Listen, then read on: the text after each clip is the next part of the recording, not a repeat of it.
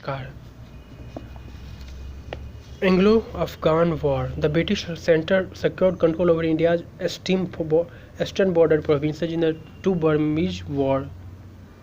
The defense of the territories in northwest, however, proved to be a more difficult problem. Beyond and to the west of British frontier line along the Sutlej lay the powerful Sikh kingdom of the Punjab, the Principality of Sindh and the country of Afghanistan.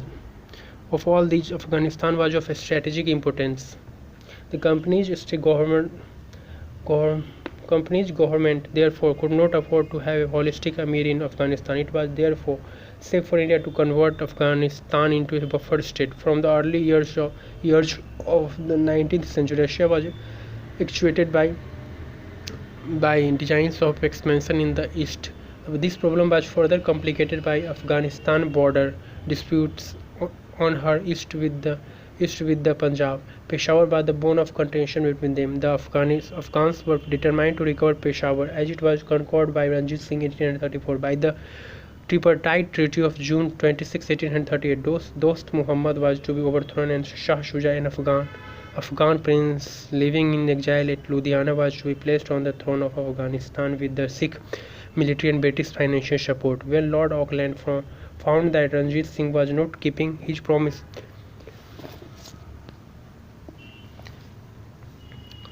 he decided that British should undertake the military duty also. The First Anglo-Afghan War. The British Army crossed the Bolan Pass and captured Kandahar, Ghazni and Kabul 1839. Shah Shuja was enthroned. His rule, however, proved to be unpopular and the Afghans rose in revolt. The British envoy Sir Alexander Burnes and his predecessor Sir William McNaughton were both murdered, and the retreating British Indian Army perished in the defiles of Afghanistan. Lord Ellenborough, from 1842 to 1844, took energetic steps to restore British authority in Afghanistan.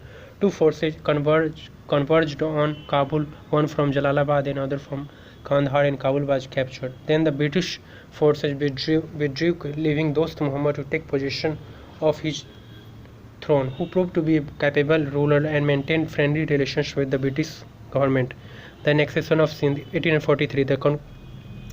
The conquest of Sindh followed in the wake of Afghan War and was morally and politically its sequel.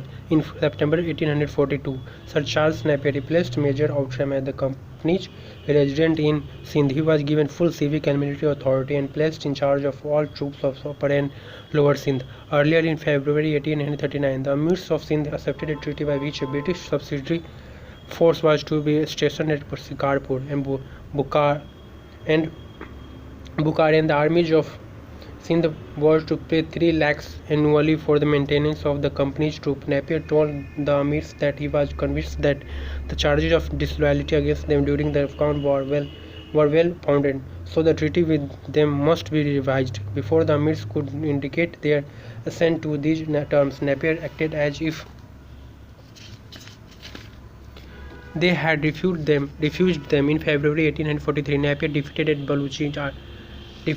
a Baluchi army at Miani and won another victory at Dabo. By April, the whole of Sindh has capitulated.